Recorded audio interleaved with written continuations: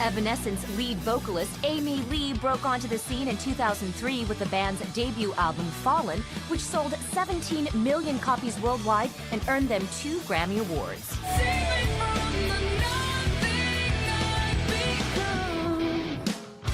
This fall, Amy's powerful pipes will prevail when Evanescence releases their self-titled album, available October 11th.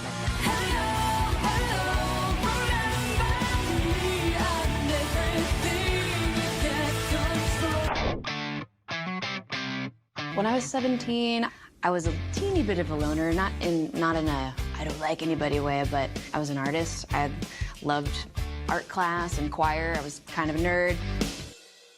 Yep. I went to high school in Little Rock, Arkansas, and my school was a college preparatory school called Pulaski Academy. It's all about the preppies and their Birkenstocks and their tucked-in shirts and their brown belts.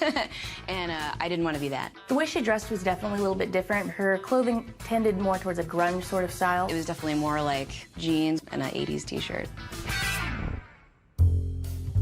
When I was 17, our school had really slick floors. There was like this really big hall, and it's perfect for roller skating. It's just like the halls are empty when people are in class. And if it's just study hall or art or whatever, then why not go for a little skate? I don't know why I thought that that would be good. So I was skating by myself, total nerd, and some other teacher was like in the hall, like skated by, and she was like, "Detention." It was a little bit of a big deal. She got in trouble, and Amy typically never got in trouble. And actually, one of my art pieces after that was her getting skated over by a giant skate. It was giant, and the teacher was in the background, and it was playful, and it was fun, and it was very colorful. When I was 17, I was a big creative person. I was choir president, you know, so I did the all-state. And being an all-state choir definitely was a very cool, coveted thing if you're a big choir nerd like me.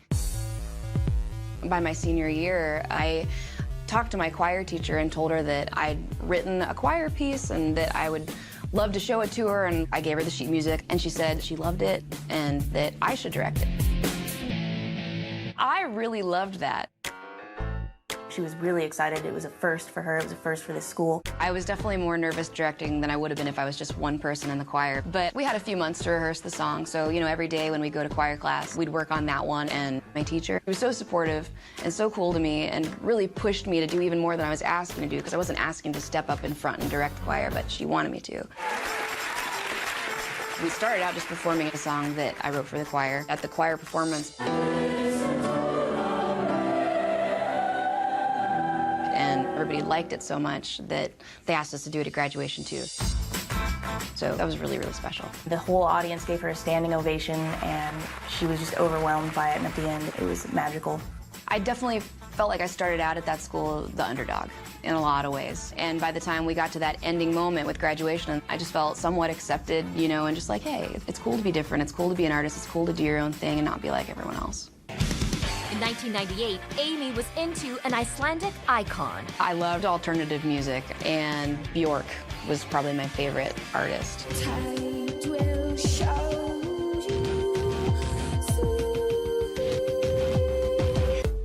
In 1998, Amy was relating to a certain sharp-witted teenager. Daria, I loved. That was one of my favorite shows. I really related to her cynicism, and loved her art friend. I think I identified more with her, actually.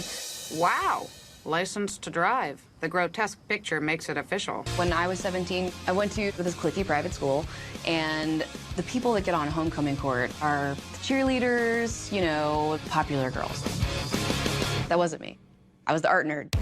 So they announced who was gonna be on homecoming court at like 10:30 break, like out in the courtyard. And I spent a lot of time alone, so I wasn't in the courtyard with everybody else. I was like in the cafeteria getting a snack or something. And my friend ran back to the cafeteria. I was like literally like pushing the button on like a bag of chips or something. And he was like, you got on homecoming court. They just called your name and you weren't there. You were supposed to be there to collect your rose. And I was like, what? I was like, you're pranking me. And he was like, no, really, like, they really did it. You have to come right now. So I went with them, and for whatever reason, people voted for me to be on homecoming court. I just felt shocked. I was really surprised, and I thought it was maybe a joke or something. But it made me feel happy about my classmates. She was excited about it later, probably secretly. She wouldn't want you to know that she was really excited, but you could tell.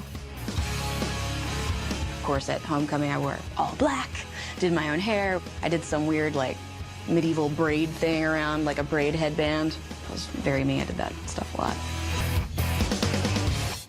Oh, my parents loved it, of course. Oh, our little golden girl.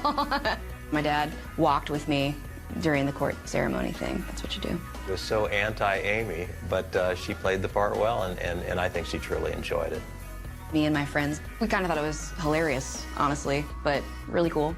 I wasn't homecoming queen, but I was on homecoming court. When I was 17, I had this whole, like, 80s obsession, and I was, like, collecting all those toys that I, like, wished I had when I was a kid. And all the time, during the summer, everyone's having garage sales, and there's tons of flea markets in Arkansas. So my friend and I, we'd get up, like, at 6 a.m. on Saturdays and Sundays to try to find Rainbow Bright, Care Bears, Gremlins, any of that stuff. And I started building this massive collection. I think the passion for Amy was in the hunt, and being able to discover and find it first was part of the game. One time, my friend and I, we went together to this, like, flea market where you have to pay to get in the door. So we both paid like $10, and there was this Rainbow Bright comforter, like a queen-size comforter. You can never find that because it's all kid stuff. And it was totally awesome. I've never even seen it since. Rainbow Bright comforter with all the color kids, like, dancing around. And she found it first, and I was so upset. I was like, I will give you $25 if you'll give me that. No, it wasn't happening. We totally fought over, not really fought, but I was like bummed. And I was just like, please share that with me. Can I please have it half of the week? And she was like, no. It's funny now, actually, I have all that stuff in my studio where I work and write and stuff. It's all kind of Victorian looking, but then it's also covered with Rainbow Bright dolls and Care Bears dolls and 80s memorabilia, because it feels like high school. It feels like, you know, the old me. Yep. Once I have some time again, I plan on trying to complete the collection once more. I think I was funny. I think people would think I was a funny person.